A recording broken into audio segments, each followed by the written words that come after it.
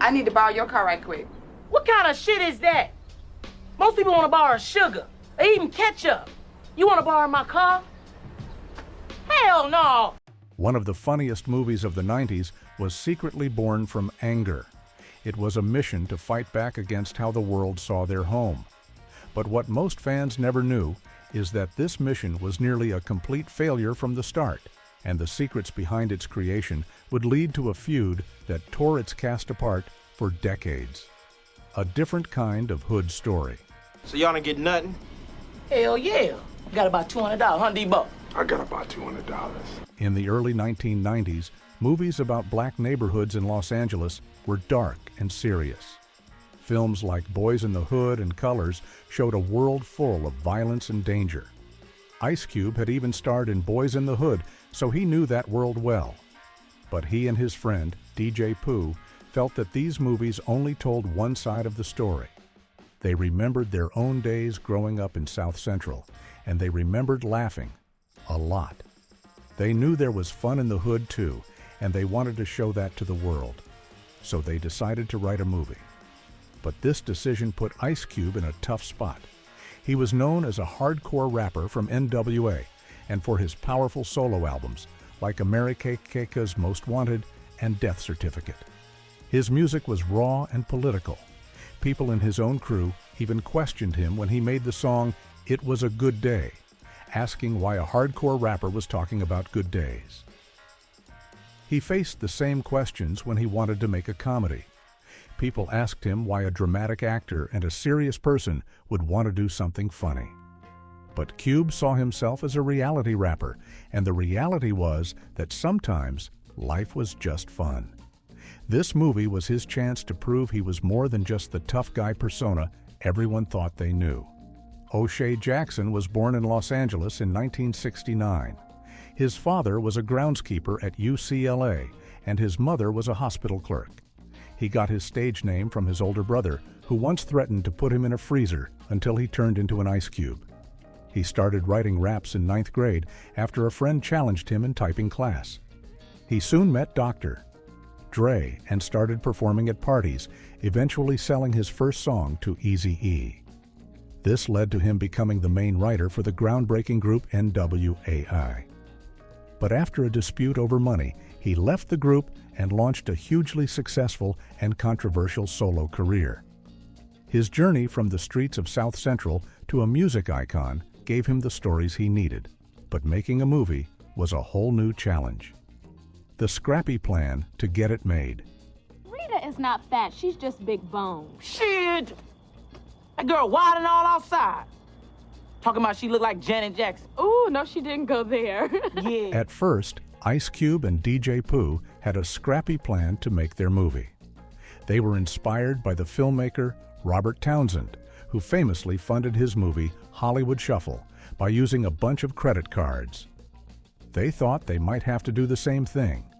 They even took inspiration from another low-budget hit, Kevin Smith's movie Clerks.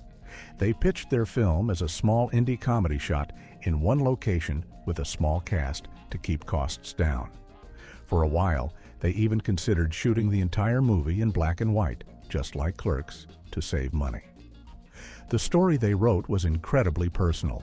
It was filled with characters and events from their own lives.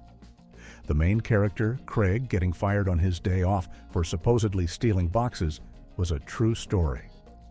It happened to Ice Cube's cousin, who was a delivery driver. The character of Smokey was based on DJ Pooh's own experiences when he used to deal weed. Almost every person in the movie, from the neighborhood bully Debo to Craig's dad, was inspired by real people Cube and Pooh knew growing up. It seemed like they would have to scrape together the money themselves.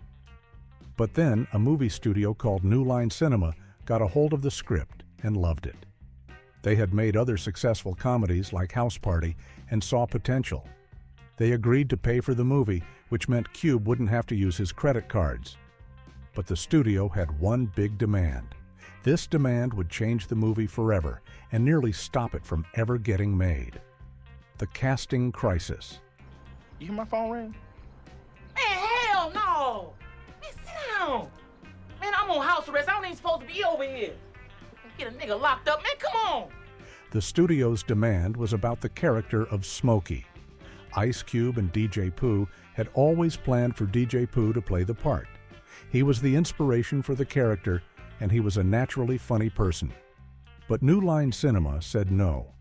They felt Pooh didn't have enough acting experience, and they wanted a bigger, more established name for the role.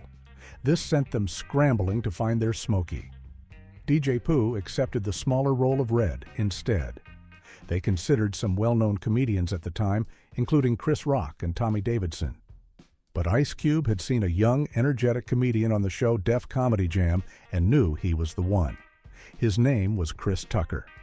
Tucker had moved from Atlanta to Los Angeles in 1990 to pursue comedy and was making a name for himself with his wild, high-energy style. Cube saw that Tucker had a hood way about him and was perfect for the part. But then came the audition, and it was a disaster. Chris Tucker was horrible. The casting director later said he had just come off the road from doing stand-up shows. He was tired, and he hadn't even read the script properly. It looked like Cube's choice was a bust. But this is where a secret alliance saved the movie. The director, F. Gary Gray, saw something special in Tucker, a spark of genius, and he fought for him. He convinced the studio to give Tucker a second chance. Then another cast member secretly stepped in to help. Angela Means, the actress who was cast as the memorable neighbor Felicia, knew Tucker was struggling. She invited him to her house for dinner to help him prepare for his second audition. Faison Love, who played the drug dealer Big Worm, said Tucker was frustrated and scared that a bigger star like Dave Chappelle or D.L. Hewley would come in and snatch the role. But Angela Means worked with him. She later said that by the time the spaghetti was gone, Chris Tucker was Smokey. He went back for his second audition and blew everyone away. He got the part, and a comedy legend was born. Secrets from the set. She don't like a lot of people with me when I go get her. Who's that girl Smokey's talking to? Some girl he hooked up with. She's a big one. Humongous. With Chris Tucker on board, the movie came to life. The chemistry between him and Ice Cube was electric. What many fans don't know is that a lot of Tucker's most famous lines were completely made up on the spot. He was given the freedom to improvise, and his comedic genius took over. Even the movie's most iconic line, "Bye, Felicia," was born from a moment of improvisation. Angela Means, playing Felicia, was supposed to just walk up to the porch and talk to Craig and Smokey. But she decided her character would be the type of person who invades your personal space. So, without telling anyone, she sat down right between Cube and Tucker. Chris Tucker's shocked and annoyed reaction was completely real. He was genuinely irritated that she sat down, and that realness made the scene a classic. Despite all the on-screen antics, the set was very professional. The movie was made on a tiny budget of less than $3 million and had to be filmed in just 20 days. Because of the tight schedule, Ice Cube made sure to stay focused. He and Chris Tucker were not actually smoking weed during their scenes. Cube wanted to be sober to make sure everything was running smoothly on his first movie as a producer. The film also marked the big screen debuts for two future stars. A 13-year-old Megan Good played one of the kids on the street.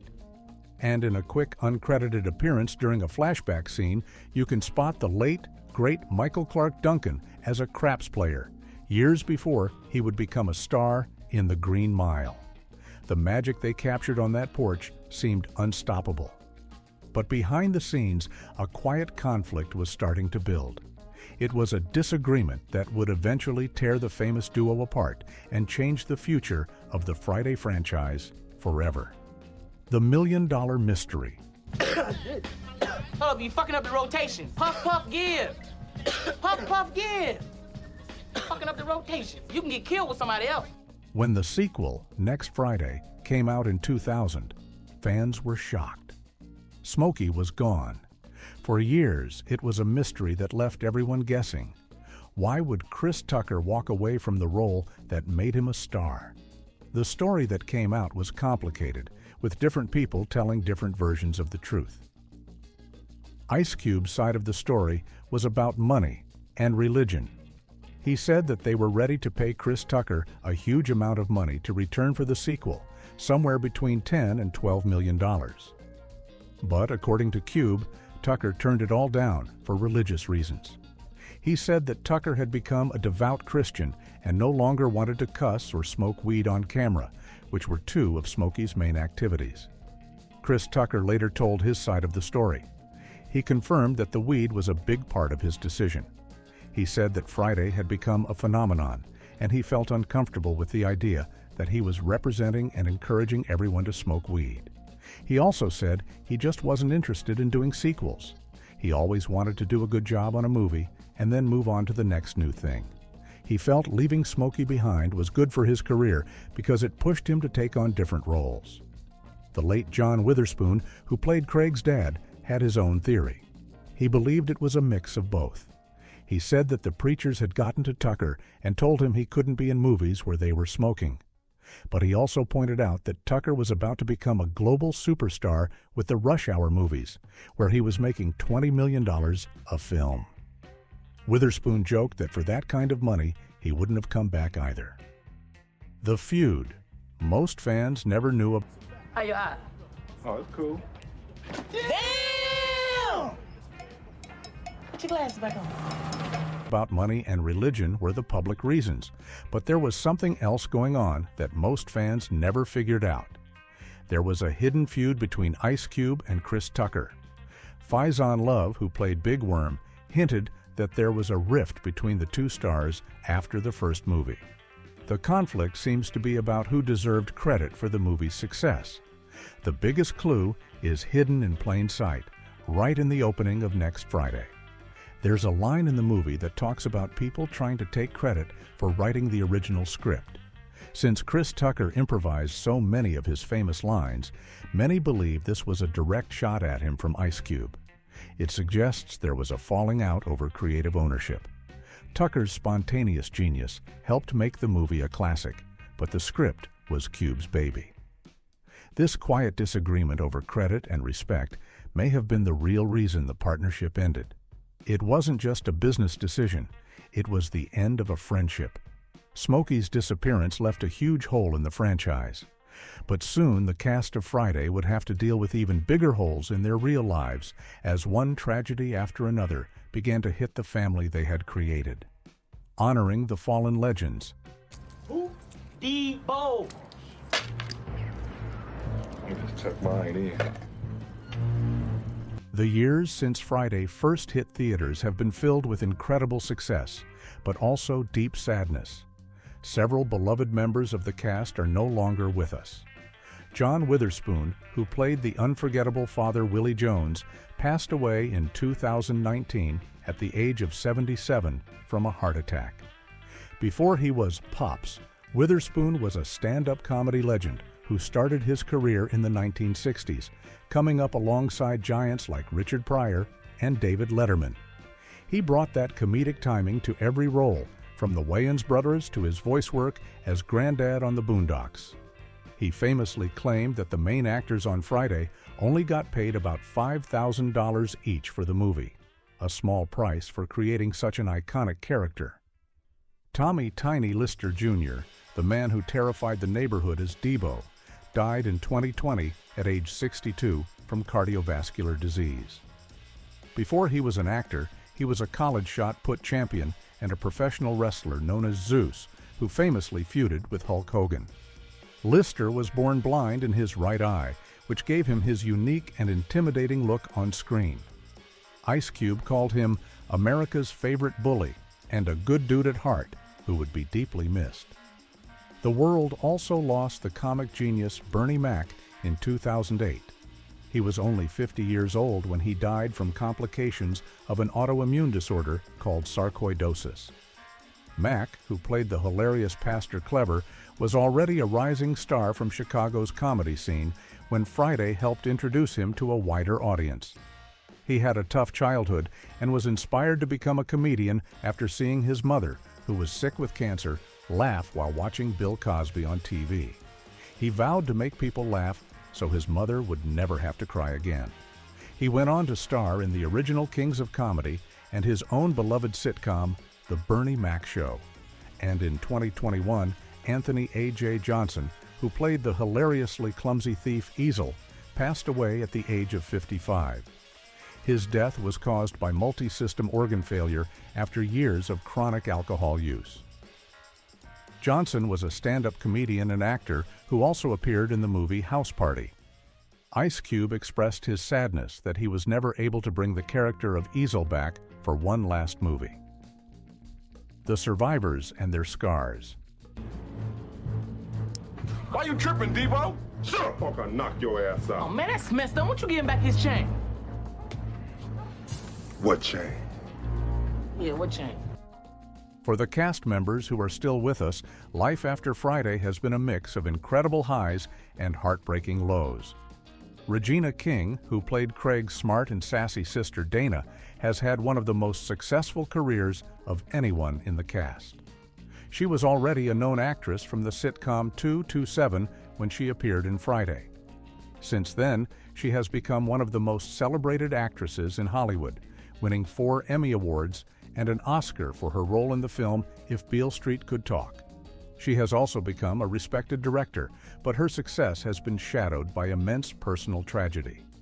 In 2022, her only son, Ian, died by harming himself at the age of 26.